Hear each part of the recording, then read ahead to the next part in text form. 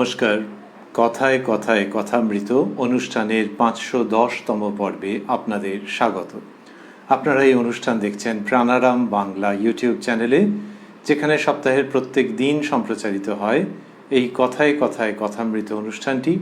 শুরুর সময় থাকে রাত্রি 9টা, আর ওই একই চ্যানেলে প্রত্যেক সপ্তাহের শনিবার সম্প্রচারিত হয় শ্রী শ্রী মায়ের কথা। শুরুর সময় থাকে সন্ধে 6টা। আজ আমরা বর্তমান অনুষ্ঠানে শ্রী শ্রী রামকৃষ্ণ কথামৃততে প্রবেশ করব নতুন একটি দিনে, এবং অবশ্যই শ্রবণ করব শ্রীরামকৃষ্ণের অমৃত বাণী।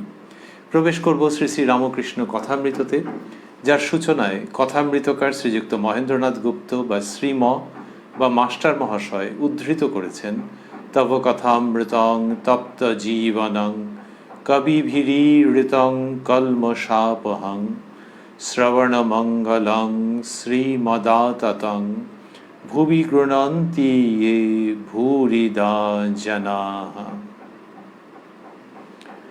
ঠাকুর শ্রীরামকৃষ্ণ কাশীপুরের বাগানে রহিয়াছেন। সন্ধ্যা হইয়া গিয়াছে। ঠাকুর অসুস্থ। উপরের হলঘরে উত্তরাস্য হইয়া বসিয়া আছেন। নরেন্দ্র ও রাখাল দুইজনে পদসেবা করিতেছেন। মণি কাছে বসিয়া আছেন। ঠাকুর ইঙ্গিত করিয়া তাহাকে পদসেবা করিতে বলিলেন। মণি পদসেবা করিতেছেন। আজ রবিবার 14ই মার্চ 1886, 2রা চৈত্র, ফাল্গুন শুক্লা নবমী। কথামৃতকার রয়েছেন, তো তিনি নিজের নাম মণি বলে লিখছেন, যেরকম অনেকবার করেছেন। আমরা লক্ষ্য করেছি যে যেমন মাস্টার এই নামটি লিখে থাকেন, কিন্তু আরেক প্রস্থ আত্মগোপনের জন্য মণি নামটিও ব্যবহার করেছেন কখনো কখনো। সেইটি এখানে করেছেন।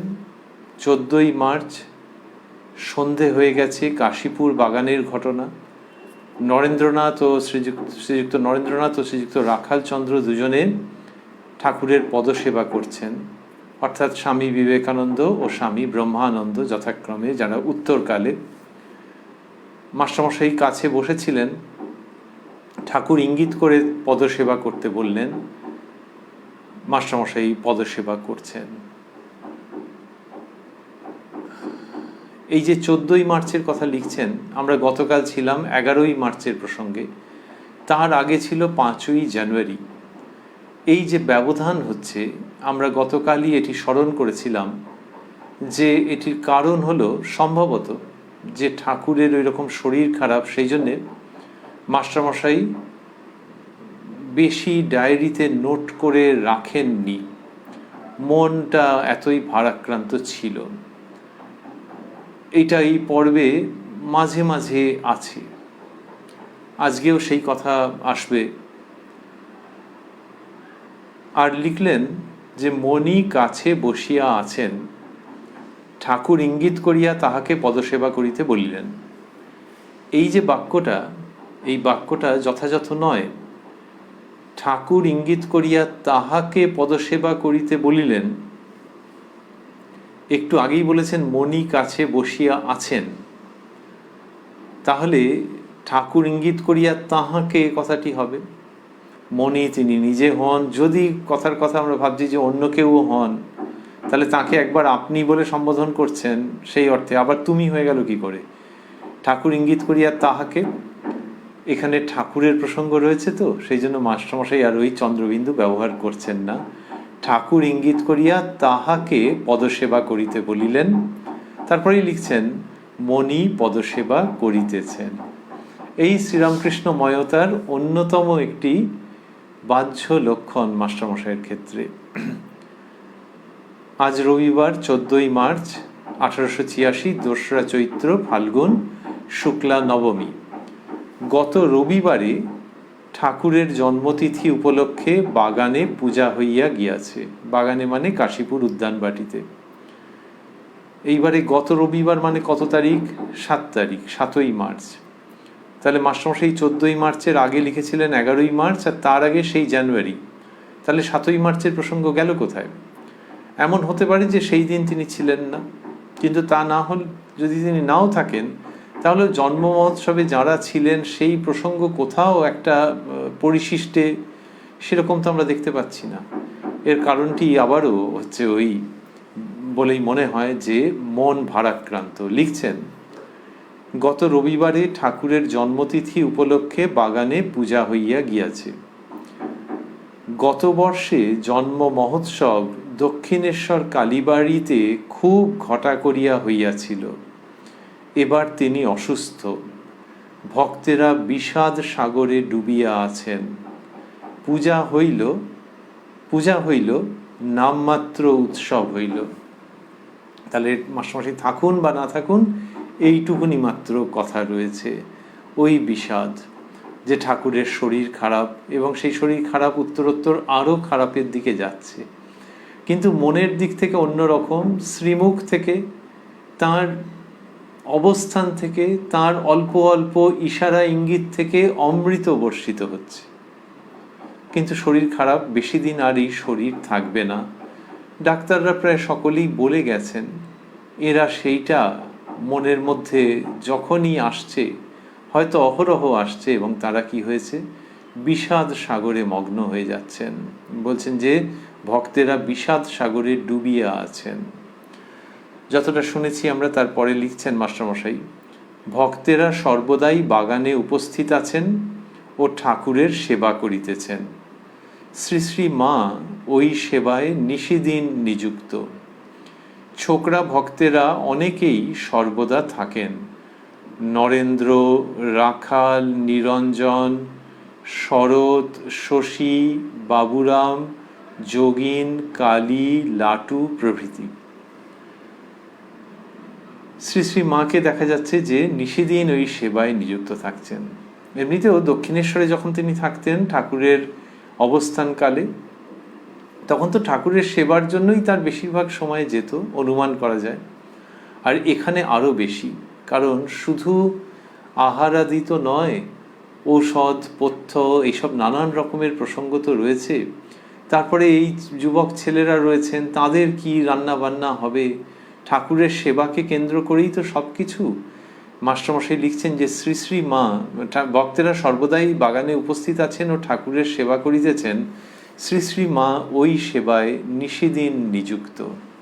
এই কাশীপুর পর্বে শ্রী শ্রী মাকে একটু বেশি করে পাওয়া যায় যে তিনি ভক্তদের সঙ্গে, ভক্ত সন্তানদের সঙ্গে কিছু হালকা হলেও বাক্য বিনিময় করছেন ওই ঠাকুরের সেবার জন্যে। শ্যামপুকুরে কতকটা হয়েছে, আর এই কাশীপুরে তিনি চিরলজ্জাশীলা, সেই তিনি ঠাকুরের সেবার জন্য একটু একটু যেন অবগুণ্ঠন, সামান্য হলেও অবগুণ্ঠন উন্মোচন করেছেন, যাতে ভক্ত ছেলেদের সঙ্গে ঠাকুরের ব্যাপার নিয়ে কথা বলা যায়। লিখলেন মাস্টারমশাই যে কারা কারা রয়েছেন। ছোকরা ভক্তেরা অনেকেই সর্বদা থাকেন, অনেকেই থাকেন, এই কথা বলছেন। তাদের মধ্যে লিখলেন নরেন্দ্র, রাখাল, নিরঞ্জন অর্থাৎ স্বামী নিরঞ্জনানন্দজি, শরৎ, শশী যথাক্রমে স্বামী শারদানন্দজি, স্বামী রামকৃষ্ণানন্দজি, বাবুরাম, যোগিন, কালী, লাটু যথাক্রমে স্বামী প্রেমানন্দজি, স্বামী যোগানন্দজি, স্বামী অভেদানন্দজি ও স্বামী অদ্ভুতানন্দজি, কালী, লাটু প্রভৃতি, এরা সব থাকছেন। বয়স্ক ভক্তেরা মাঝে মাঝে থাকেন ও প্রায় প্রত্যহ আসিয়া ঠাকুরকে দর্শন করেন বা তাহার সংবাদ লইয়া যান। তারক, সিঁথির গোপাল ইহারাও সর্বদা থাকেন। ছোট গোপালও থাকেন। তারক উত্তরকালে স্বামী শিবানন্দজি, সিঁথির গোপাল মানে বুড়ো গোপাল দাদা উত্তরকালে স্বামী অদ্বৈতানন্দজি, এরাও সর্বদা থাকেন। এটি মাস্টারমশাই লিখলেন। আর বললেন ছোট গোপালও থাকেন। ছোট গোপাল সিমলার একজন ভক্ত, আরেকজন গোপালের সঙ্গে নাম যাতে গুলিয়ে না যায় ওই জন্য এইভাবে বলা হতো। এই যাদের নাম করলেন মাস্টারমশাই, তাদের মধ্যে তারক, সিঁথির গোপাল এবং লাটু, এই যে তিনজনের নাম আসছে, শিবানন্দজি, অদ্বৈতানন্দজি এবং অদ্ভুতানন্দজি, এরা এইরকম সময় থেকেই মোটামুটি এসে ওই ঠাকুরের কাছেই থাকতে আরম্ভ করে দিলেন। এমনিতে এই যে এতগুলি নাম লিখছেন মাস্টারমশাই, এর অনুষঙ্গে অন্য আনন্দ সংবাদ আছে। সেটি হচ্ছে যে ঠাকুরের সেবাকে কেন্দ্র করে এরা থাকছেন ঠাকুরের কাছে এবং নিজেদের মধ্যে একটি অসামান্য অনবদ্য ভ্রাতৃভাব মৈত্রীভাব তৈরি হচ্ছে, যে এই নিজেরা সব ঠাকুর রয়েছেন তার সেবা, এই সেবাকে কেন্দ্র করে সব একত্রিত হয়ে যাচ্ছেন। শ্রী শ্রী মা বলছেন যে আগে রাখাল বাবু, নরেন বাবু এরকম বলবার সব চল ছিল, কিন্তু এই ঠাকুর যখন সব একত্র করে দিলেন তখন নিজেদের মধ্যে এরা নাম ধরে ডাকাডাকি এগুলি সব শুরু হয়ে যায়। তো এই একত্র করে দিচ্ছেন মানে কি, ঠাকুর একত্র করলেন মানেটা কি, তার মানে হচ্ছে তার সেবাকে কেন্দ্র করে, কিন্তু এই সবটাই তো ঠাকুরেরই ইচ্ছায়, তার ইচ্ছা ভিন্ন কিছু নয়, তিনি বলতেন মায়ের ইচ্ছায়। তো সেইভাবে এরা একত্রিত হয়ে গেছেন ঠাকুরের সেবাকে কেন্দ্র করে। এইটা একটা অদ্ভুত ইতিহাস, অদ্ভুত সত্য সংবাদ। এমনিতে কাউকে যদি কোথাও বেড়াতে নিয়ে যাওয়া হয় তখন তাদের মধ্যে একটা বন্ধুত্ব গড়ে ওঠে, প্রায়ই দেখা যায় যে পরস্পর একই ক্লাসের ছেলেরা তারা সব রয়েছে, তাদের মধ্যে একরকম চেনা জানা আছে, রোজই দেখা হচ্ছে দুবেলা, কিন্তু একটা পিকনিকে নিয়ে যাওয়া হলো, ও নিয়ে যেতে তাদের মধ্যে খুব বন্ধুত্ব একবারে তৈরি হলো, নতুন করে সুদৃঢ় হয়ে গেল, হয়তো সারা জীবনের জন্য সেই বন্ধুত্ব রয়ে গেল। একদিন পিকনিকে স্যার নিয়ে গেছেন, নিয়ে গিয়ে এইটা হয়েছে যে খুব একটা নিজেদের মধ্যে নৈকট্য তৈরি হয়েছে বিশেষভাবে। এই স্পিরিচুয়াল পিকনিকের জায়গা হচ্ছে কাশীপুর, কাশীপুর উদ্যানবাটি। সেইখানে শ্রীরামকৃষ্ণের যে অন্তলীলা, সেটা স্পিরিচুয়াল পিকনিক। শুধু এমনি পিকনিকে কি হয়, জমিয়ে খাওয়া দাওয়া হয়, খেলাধুলো হয়, আরো কত রকমের সব হয়, আনন্দই আনন্দ। এর ভালো ড্রেস ফ্রেস পরে একেবারে শীতকালে রোদ্দুরে পিঠ দিয়ে। আর এই পিকনিকে ভক্তেরা বিষাদগ্রস্ত, ভক্তেরা বিষাদ সাগরে ডুবে আছেন। তাহলে আবার পিকনিক কোথায়?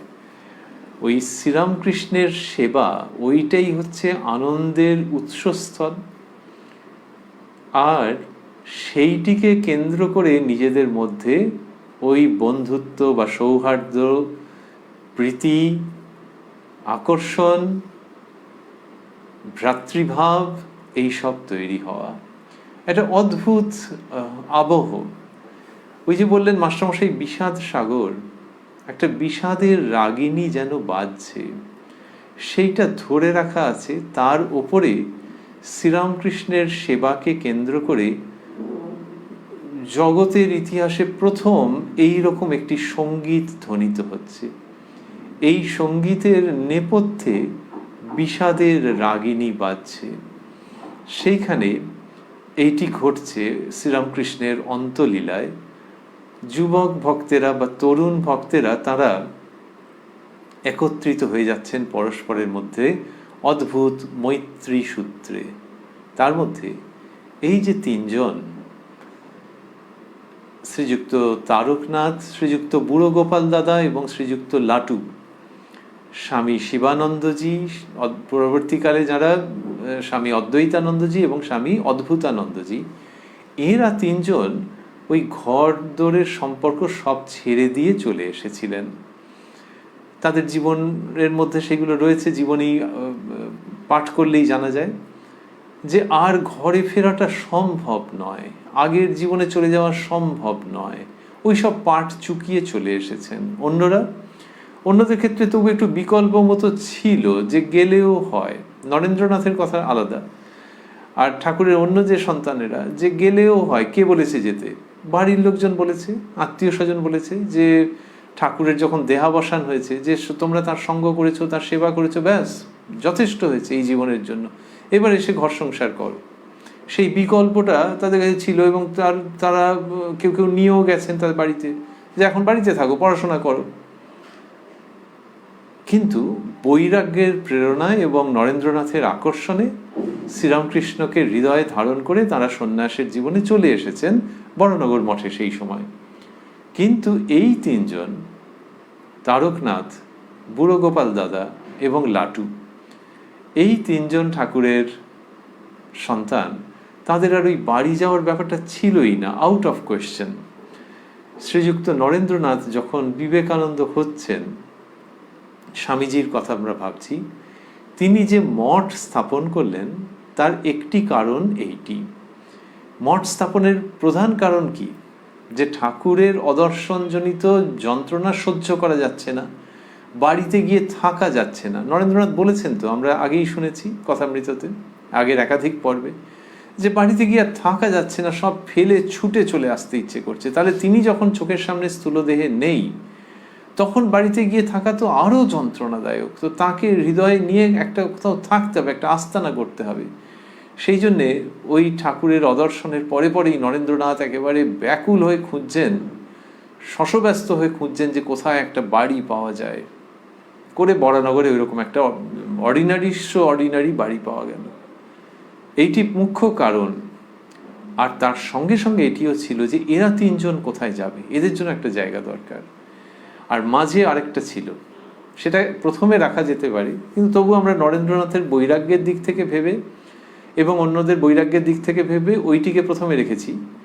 আরেকটি হচ্ছে যে ঠাকুর নরেন্দ্রনাথকে বলেছিলেন যে তুই এদেরকে সব এক করে রাখবি। তা এক করে রাখতে গেলে একটা জায়গা চাইতো। ধরা যাক এইটিই প্রধান, আর তার সঙ্গে ওই বৈরাগ্য, দুটো একেবারে ইন্টারভাইন্ড। তো এই একসঙ্গে করে রাখবি, সেই জন্য নরেন্দ্রনাথ আস্তানা করছেন। আর পুনরায় আমরা স্মরণ করছি যে এই তিনজনের আর কোনো যাওয়ার জায়গা নেই। কিন্তু এরকম নয় যে তিনজনের যাওয়ার জায়গা নেই বলে একটা বাড়ি করা হলো, বাকিরা সবাই বাড়ি গিয়ে থাকলো। বাকিরা কি বাড়ি গিয়ে থেকেছে? তা থাকেনি। এই সব অদ্ভুত যোগাযোগ সব হয়েছে। এই তিনজনের যে বাড়ি যাওয়ার উপায় নেই, সেটা একটা ইমিডিয়েট কজের মতো, যে এক্ষুনি একটা তাহলে কিছু ব্যবস্থা করতে হবে। এই জন্যই বলা হয় যে সবটাই শ্রীরামকৃষ্ণের ইচ্ছে। লুকিং ব্যাক, এই রামকৃষ্ণ সংঘ গঠন তাঁরই ইচ্ছে। কাশীপুরে সব বিনিদ্র রজনী যাপন করতে করতে নিজেদেরকে কখন যেন অজান্তে প্রেমালিঙ্গনে আবদ্ধ করে ফেলবেন এই তরুণ তাপসেরা, সেটাও শ্রীরামকৃষ্ণের ইচ্ছে। আর তাহলে আরেকটু পিছিয়ে গেলেই শ্রীরামকৃষ্ণের যে গলার অসুখ, সেইটাকেই দেহাবসানের কারণ রূপে রাখা, সেটাও তাঁরই ইচ্ছে, বা তিনি যেরকম বলতে চাইতেন যে মায়েরই ইচ্ছাই সেরকম। এই যে একটা ইলনেসের পিরিয়ড, অসুস্থতার পিরিয়ড, অসুস্থতার একটা সময়কাল, এই সময়কালে ভবিষ্যতের বিরাট সম্ভাবনা তৈরি হচ্ছে। শ্রীরামকৃষ্ণের অসুস্থতাকে কেন্দ্র করে জগতের সুস্থতার জন্য নতুন ইতিহাস গঠিত হতে চলেছে, তারই সাক্ষী আমরা। মাস্টারমশাই লিখছেন যে তারক শিথির গোপাল ইহারাও সর্বদাই থাকেন, ছোট গোপালও থাকেন। ঠাকুর আজ বিশেষ অসুস্থ। রাত্রি 2 প্রহর। 2 প্রহর মানে ওই রাত্রি 9টা থেকে 12টার মধ্যে কোনো একটা সময়। আগেকার এই হিসেবটা চলতো, সন্ধে 6টা থেকে হচ্ছে প্রথম প্রহর, 6টা থেকে 9টা, তারপর 9টা থেকে 12টা হচ্ছে দ্বিতীয় প্রহর। তাহলে রাত্রির বেলা দ্বিতীয় প্রহর মানে অনেকটাই। তখনকার দিনে রাত্রির বেলা 9টা হয়ে গেছে কাশীপুরে, তো সেই সময়ের কথা রয়েছে। তারপরে অনেকটা রাত, যদি 9টা ভাবি, আর যত ওদিকে যাওয়া যাবে তত আরো বেশি। এটি কিরকম সময়? শুক্লাপক্ষের নবমী তিথি। তাহলে আকাশের চাঁদ। মাস্টারমশাই লিখছেন ঠাকুর আজও বিশেষ অসুস্থ। রাত্রি 2 প্রহর। আজ শুক্লপক্ষের নবমী তিথি। চাঁদের আলোয় উদ্যান ভূমি যেন আনন্দময় হইয়া রহিয়াছে। চাঁদ, আমরা বলি অনেক সময় চাঁদের আলো ফেটে পড়ছে একেবারে, আর উদ্যান ভূমি আনন্দময়। উদ্যান ভূমি আনন্দময় মানে ওই গাছ গাছালি, পুকুরের জল, সবের উপরে চাঁদের আলো পড়ছে। তো শুধু একটি শব্দ আছে, যেন। যেন শব্দটা দুটো দিক থেকে হয়। একটি হচ্ছে যে উদ্যান ভূমি, গাছগাছালি, জল, সে আনন্দময় কিনা তুমি কি নিশ্চিত জানো, সেখান থেকে হচ্ছে যেন আনন্দময়। আরেকটি হচ্ছে যে সত্যিই কি তারা আনন্দময়, কারণ আনন্দময় যে পুরুষ এই উদ্যান ভূমিতে অবস্থান করছেন, তার যে শরীরটা বড্ড খারাপ।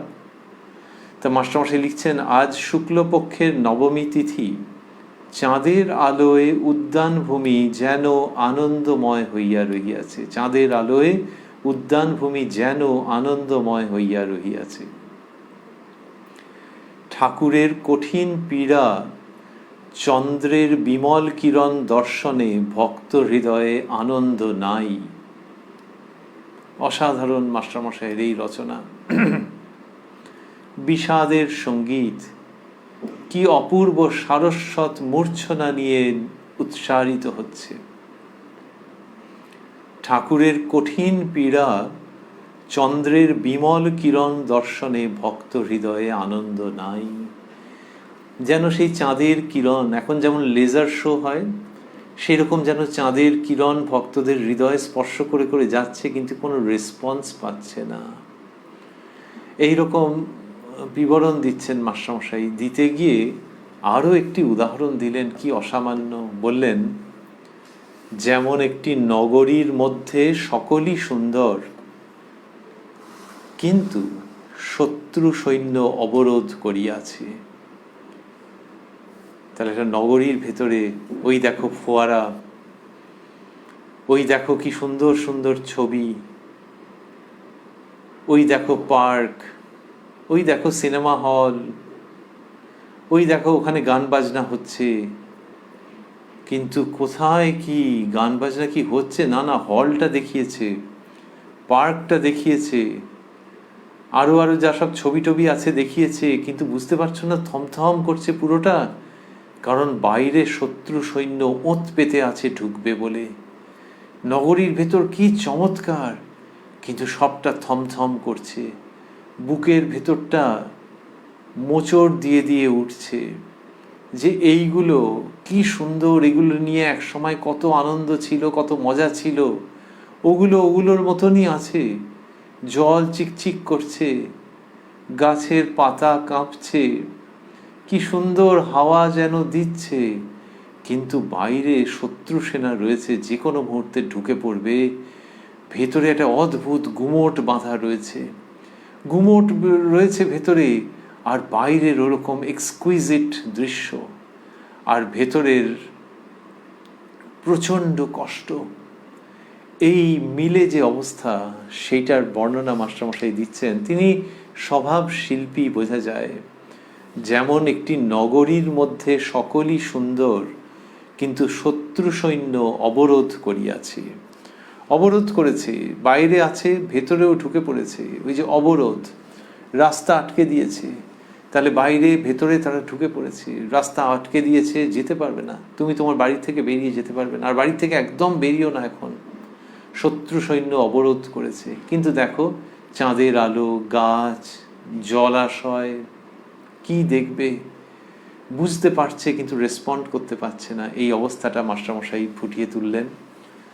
চতুর্দিক লিখছেন, চতুর্দিক নিস্তব্ধ, কেবল বসন্তানীল স্পর্শে বৃক্ষপত্রের শব্দ হইতেছে। চারিদিক নিস্তব্ধ, কেবল বসন্তের হাওয়া, সেই হাওয়াতে গাছের পাতায় খসখস করছে, সেই শব্দ শোনা যাচ্ছে। সেই খসখস শব্দ যেন ভেতরের বেদনাকে, ভেতরের অব্যক্ত কষ্টকে, ভেতরের বৈরাগ্যকে আরো বাড়িয়ে দিচ্ছে। চতুর্দিক নিস্তব্ধ, কেবল বসন্তানীল স্পর্শে বৃক্ষপত্রের শব্দ হইতেছে। অনীল স্পর্শে বলা যেত, মানে হাওয়ার স্পর্শে, কিন্তু বসন্তানীল, দেখো কি বৈপরীত্য, কি কষ্ট। বসন্তের হাওয়া দিচ্ছে। এই বসন্তকালে ঠাকুর শ্রীরামকৃষ্ণকে নিয়ে আগে কত আনন্দ হয়েছে, উৎসব হয়েছে। ওগো বসন্তের হাওয়া, তুমি তেমনটি আছো, কিন্তু আমি আর মনের দিক থেকে সেই রকম সাড়া দিতে পারছি কই? যাকে নিয়ে এত আনন্দ, ওই তিনি। মাস্টারমশাই লিখছেন, উপরের হল ঘরে ঠাকুর শুইয়া আছেন, ভারী অসুস্থ, নিদ্রা নাই। দু একটি ভক্ত নিঃশব্দে কাছে বসিয়া আছেন, দু একটি ভক্ত নিঃশব্দে কাছে বসিয়া আছেন।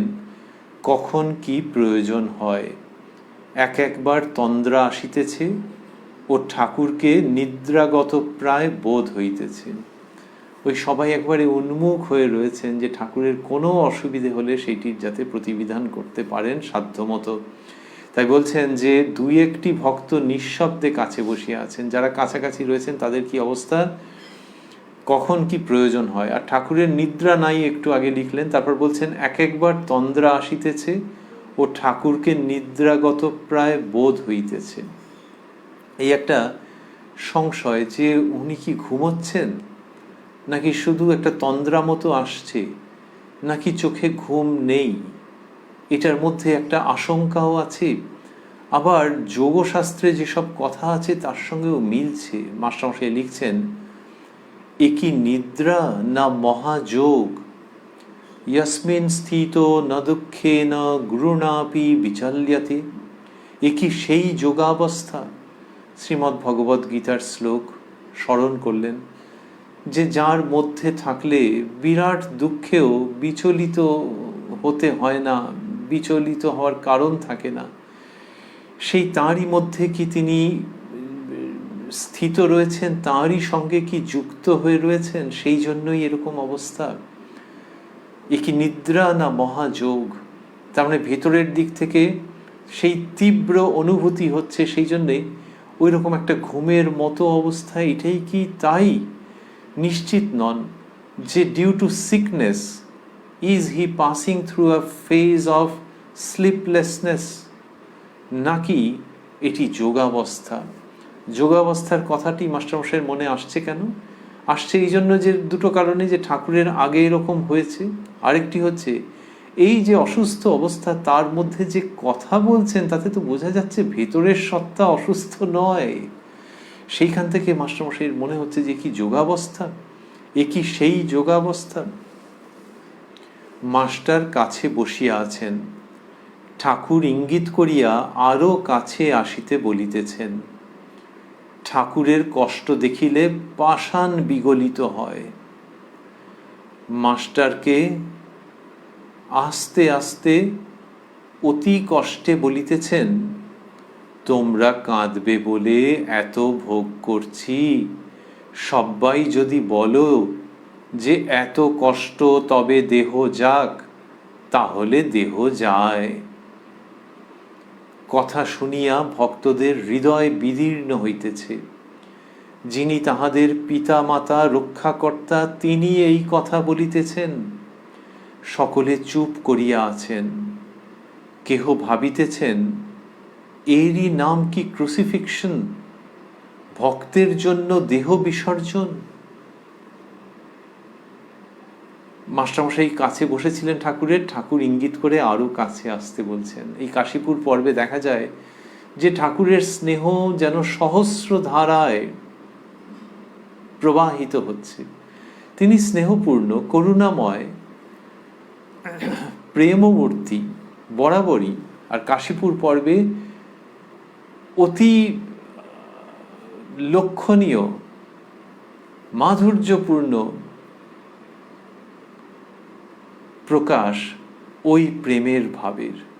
এখানে মাস্টারমশাইকে ইঙ্গিতে কাছে এসে বসতে বললেন। মাস্টারমশাই লিখছেন, ঠাকুরের কষ্ট দেখিলে পাষাণ বিগলিত হয়, পাথর ফেটে যাবে, পাথর গলে যাবে। Due to what? Due to intense heat. সেই যে কষ্টের যে উত্তাপ, সেই উত্তাপে পাষাণ বিগলিত হয়। ঠাকুরের কষ্ট দেখিলে পাষাণ বিগলিত হয়। মাস্টারকে আস্তে আস্তে অতি কষ্টে বলিতেছেন, তোমরা কাঁদবে বলে এত ভোগ করছি, মানে শরীর ছেড়ে দেওয়ার ব্যাপারটি। সবাই যদি বলো যে এত কষ্ট তবে দেহ যাক, তাহলে দেহ যায়। এটাতে কে নিজের বেদনা, যন্ত্রণা, তীব্র মানসিক প্রতিক্রিয়াকে সামলে রাখতে পারবেন? মাস্টারমশাই লিখছেন, কথা শুনিয়া ভক্তদের হৃদয় বিদীর্ণ হইতেছে। যিনি তাহাদের পিতা মাতা রক্ষাকর্তা তিনি এই কথা বলিতেছেন। সকলে চুপ করিয়া আছেন। আচ্ছা, পিতা মাতা আবার রক্ষাকর্তা বললেন কেন? রক্ষাকর্তা মানে ওই তো জীবনের যে উথাল পাথাল, জীবনের যে সংকট, সংশয়, সেই সমস্ত কিছুকে তো ইনি দুহাতে করে আগলে রেখে দিয়েছেন সেই সমস্ত কিছুর মধ্যে থেকে। মাস্টারমশাইয়ের পুত্রবিয়োগ হয়েছে, আমরা দেখেছি। তার স্ত্রী সহধর্মিণী শোকে পাগলের মতো হয়ে গেছেন। তো সেই সমস্ত টাল মাটাল গেছে তো কত রকম। তো সেটা কি জাগতিক জিনিস দিয়ে ঠাকুর ভরিয়ে দিয়েছেন তা নয়, কিন্তু আগলে রেখেছেন। তো এখানে বলছেন যে যিনি তাহাদের পিতা মাতা রক্ষাকর্তা, তিনি এই কথা বলিতেছেন। এই জাগতিক শোক তাপ দুঃখ থেকে রক্ষা করেছেন এবং করছেন। আর কি? আর হচ্ছে এই মায়ার সংসার বলা হয়, তো ঠাকুরও বলছেন সেইখানে মায়া কত রূপে ভক্তদের আকর্ষণ করে, পুরুষকে করে, স্ত্রীলোককে করে, পুরে ভাসিয়ে নিয়ে যায় এক এক সময়। সেইখান থেকে ইনি রক্ষা করছেন। সংসার যেন একটা বিরাট সমুদ্রের মতো, তাতে লোকে তলিয়ে যায় কত সময়, সেইখানে ইনি রক্ষা করছেন। সেই তিনি কথা বলছেন। এইসব বললে ভাল লাগে? এই ভঙ্গি মাস্টারমশাইয়ের। কথা শুনিয়া ভক্তদের হৃদয় বিদীর্ণ হইতেছে। যিনি তাহাদের পিতা মাতা রক্ষাকর্তা, তিনি এই কথা বলিতেছেন। মানে ভক্তরা মুখ ফুটে বলবেন বা মনে মনে এটা চাইবেন যে তাহলে দেহ যাক। সকলে চুপ করিয়া আছেন, কেহ ভাবিতেছেন এরই নাম কি ক্রুসিফিকশন, যীশু খ্রিস্টের ক্রুশবিদ্ধ হওয়া। ভক্তের জন্য দেহ বিসর্জন। এই ভক্তের জন্য দেহ বিসর্জন মানেটা কি? দুটো রকম মানে। একটি হচ্ছে যে ভক্তেরা যদি চায় তাহলে দেহ চলে যাবে। ওই যে বললেন, সবাই যদি বলো যে এত কষ্ট তবে দেহ যাক, তাহলে দেহ যায়। তাহলে ভক্তদের জন্য, তাহলে তিনি দেহত্যাগ করবেন ভক্তরা যদি চায়। আরেকটি হচ্ছে যে এখন যে কষ্ট স্বীকার করছেন সেটাও ভক্তদের কষ্ট হবে বলে। ওই যে বললেন, তোমরা কাঁদবে বলে এত ভোগ করছি। এইটাকেও ক্রুসিফিকশনের সঙ্গে মাস্টারমশাই হয়তো তুলনা করছেন, যে এই রোগ যন্ত্রণা ভোগ করছেন, যে আরে না হলে এরা ভেউ ভেউ করে কাঁদবে। এইসব বললেন মাস্টারমশাই মন্তব্য। কেহ ভাবিতেছেন এরই নাম কি ক্রুসিফিকশন, ভক্তের জন্য দেহ বিসর্জন। গভীর রাত্রি, ঠাকুরের অসুখ আরও যেন বাড়িতেছে। কি উপায় করা যায়? কলিকাতায় লোক পাঠানো হইল। শ্রীযুক্ত উপেন্দ্র ডাক্তার আর শ্রীযুক্ত নবগোপাল কবিরাজকে সঙ্গে করিয়া গিরিশ সেই গভীর রাত্রে আসিলেন। ভক্তেরা কাছে বসিয়া আছেন। ঠাকুর একটু সুস্থ হইতেছেন, বলিতেছেন, দেহের অসুখ তা হবে, দেখছি পঞ্চভূতের দেহ। এই শ্রীরামকৃষ্ণ। আমরা বলছিলাম যে ভেতরের সত্তা অন্য রকম, বাইরের সত্তার সঙ্গে কোনো মিলই পাওয়া যাবে না। ভেতরের সত্তা এমন, যাকে কেউ স্পর্শ করতে পারবে না। সেই অবিনশ্বর আত্মা পরম প্রেমময় রূপে বাংময় হচ্ছেন যখন শ্রীরামকৃষ্ণের শ্রীমুখের কথামৃত শ্রবণ করতে পারা যাচ্ছে। আর তার থেকেই বোঝা যাচ্ছে যে ভেতরের সত্তা অন্যরকম। বললেন যে দেহের অসুখ তা হবে, দেখছি পঞ্চভূতের দেহ। তা হবে কথাটির দুটি মানে হতে পারে। একটি হচ্ছে যে তা হবে, যে এরকমই হওয়ার কথা। আরেকটি হচ্ছে তা হবে, মেবি। দেহের অসুখ তা হবে, দেখছি পঞ্চভূতের দেহ। পঞ্চভূতের দেহ, যে পঞ্চভূতের তৈরি, তো পঞ্চভূতের শাস্ত্রে বলা হয় যে পরিণাম আছে, তা একটা থেকে আরেকটাতে পরিবর্তিত হয়ে যায়। তা সেই জন্য দেহ তো চলে যাবে, ওর পরিবর্তন আছে, তো দেহের পরিবর্তন থাকবে না। তা সেই জন্যই এইরকম হচ্ছে, সেই জন্যই অসুখ হয়েছে, অসুখ টসুখ সবই সেই পরিবর্তনের মধ্যে। সেটা বলছেন যে দেখছি পঞ্চভূতের দেহ। এখন পঞ্চভূতের দেহ তো সবাই জানেন, তাহলে আবার দেখছি কথাটার মানে কি? এই দেখা মানে শ্রীরামকৃষ্ণের অন্য রকমের দর্শন। তিনি বলছেন যে মা সব দেখিয়ে দেন, যেভাবেই ভাবা যাক না কেন, পঞ্চভূতের দেহ সেটা দেখতে পাওয়া, তো অন্য লোকেও তো দেখতে পায়। তো জানে না যে দেহটা পঞ্চভূত তৈরি, এবং তার মধ্যে কেমিস্ট্রি আছে, বায়োলজি আছে, এইসব তো আছে, সে তো সবাই জানে, কিন্তু পারে না। কি পারে না? নিজের সত্তার সঙ্গে দেহকে ডিসঅ্যাসোসিয়েট করতে পারে না। ভাবে যে দেহটাই আমি, দেহটাকে আলাদাভাবে মানুষ সাধারণত দেখতে পারে না। দেহটাই আমি, আয়নার সামনে দাঁড়িয়ে কত রকম করতে থাকে। আর শরীর খারাপ মানে আজকে ভালো নেই, শরীরটা যাতে ভালো থাকে, এই সারাক্ষণ চিন্তা যে দেহটা এটাই তো আমি, গপাগপ খেয়ে নিল। এই দেহের সঙ্গে আইডেন্টিটি, তো দেহের সঙ্গে আইডেন্টিটি হবে না তো কি তাহলে ব্যাপারটা? বলছে যে না, দেহের সঙ্গে কেন আইডেন্টিটি হবে? দেহটা যেরকম আছে, তফাৎ হচ্ছে না একটা ব্যক্তির, একজন তার কারোর সঙ্গে দেখা হয়েছে, একজন সাধু ব্যক্তির সঙ্গে, তার সঙ্গে কথা হয়েছে, অথবা সেই সাধু ব্যক্তির উপস্থিতিতে ইনি বসেছিলেন, বসে 1 ঘন্টায় যা পেয়েছেন সেটা জীবনের ফসল। অনেক দিন ধরে অনেক প্রশ্ন ছিল, সেগুলো নিরসন হয়ে গেছে প্রায় সবগুলোরই। নতুন আলো দেখতে পেয়েছেন, জীবনে আশা ভরসা এসছে, ভগবানে মতি যেন 1000 গুণ বেড়ে গেছে ওই 1 ঘন্টা ওনার সামনে বসে। ওই জন্য লোকে বলে যে উনি বিরাট সাধু লোক। এই যে পরিবর্তন যখন হচ্ছে, তখন তোমার শরীরের কিছু পরিবর্তন হয়েছে নাকি সেটার কোনো মানে আছে?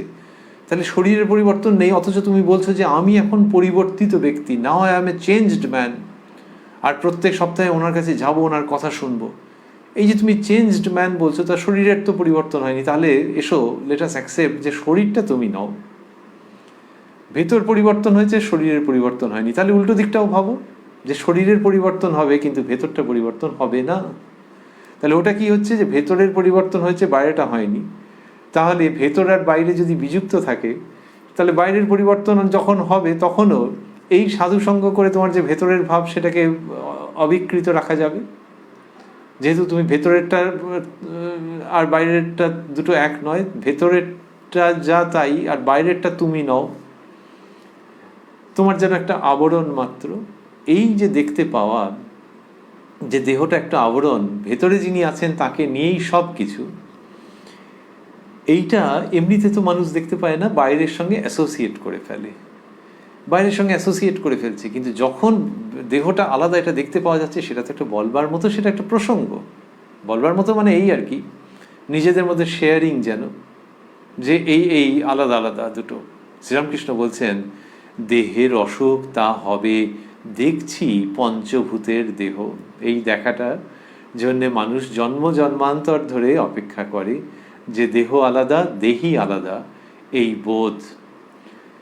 গিরিশের দিকে তাকাইয়া বলিতেছেন, অনেক ঈশ্বরীয় রূপ দেখছি, তার মধ্যে এই রূপটিও, বন্ধনীর মধ্যে মাস্টারমশাই লিখেছেন, নিজের মূর্তি দেখছি।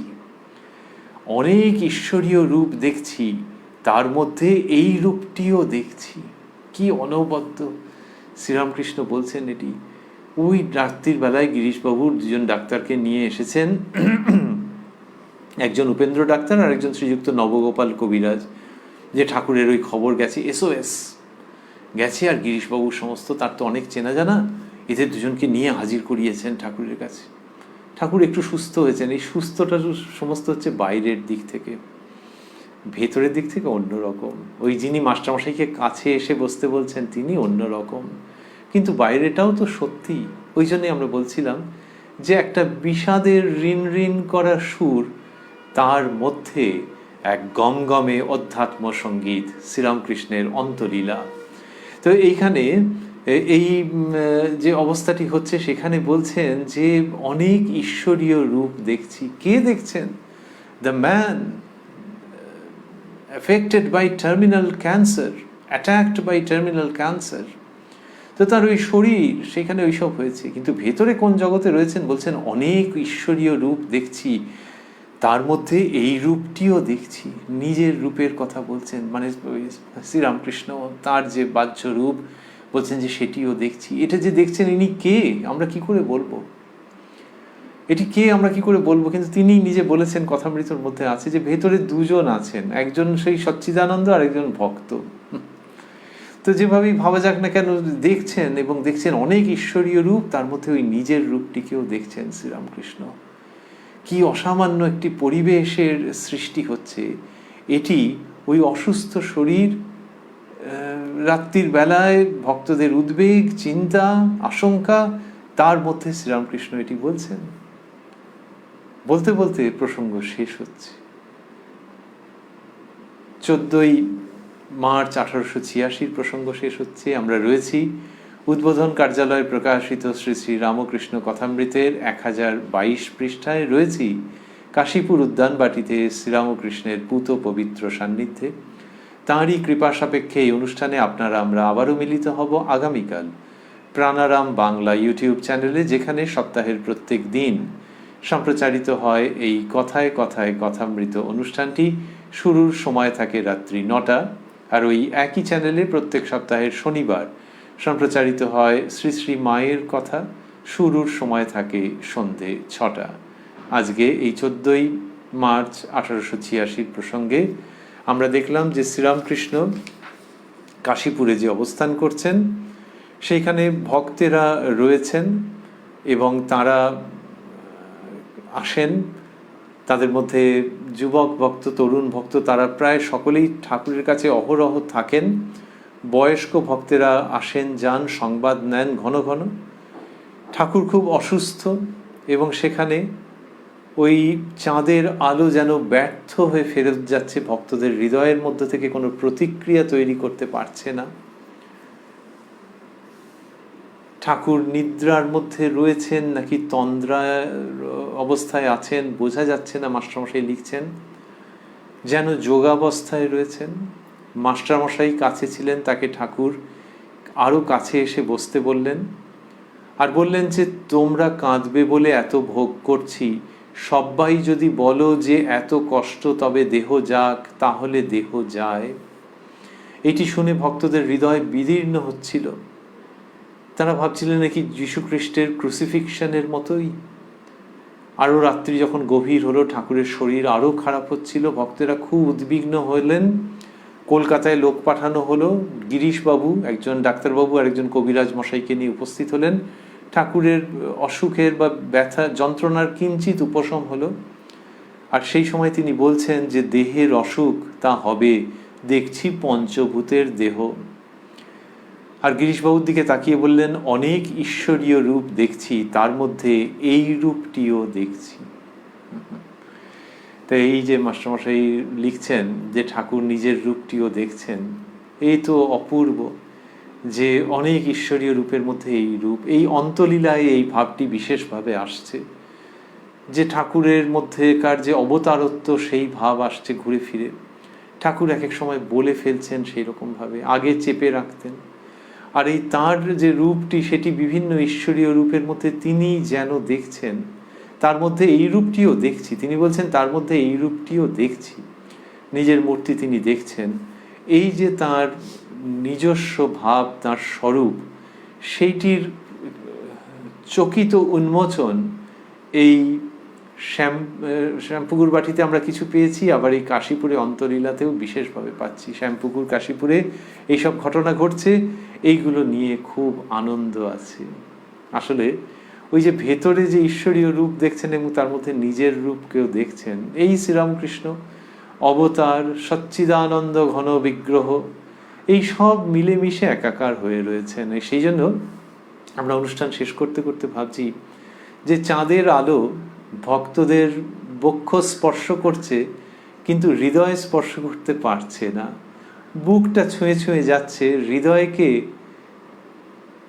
নড়াতে পারছে না, হৃদয়ে সাড়া তুলতে পারছে না। কিন্তু ওই দিনেরই বর্ণনায়, এই 14ই অক্টোবর রাত্রের যে বর্ণনা, সেইখানে যখন আমরা শ্রীরামকৃষ্ণের শ্রীমুখখানি ভাবছি, ওই প্রেমপূর্ণ শ্রীরামকৃষ্ণ যিনি মাস্টারমশাইকে বলছেন আরো কাছে এসে বসো, ভক্তদের কত স্নেহ করছেন, করুণা মাখা দৃষ্টিতে তাদের দিকে তাকাচ্ছেন।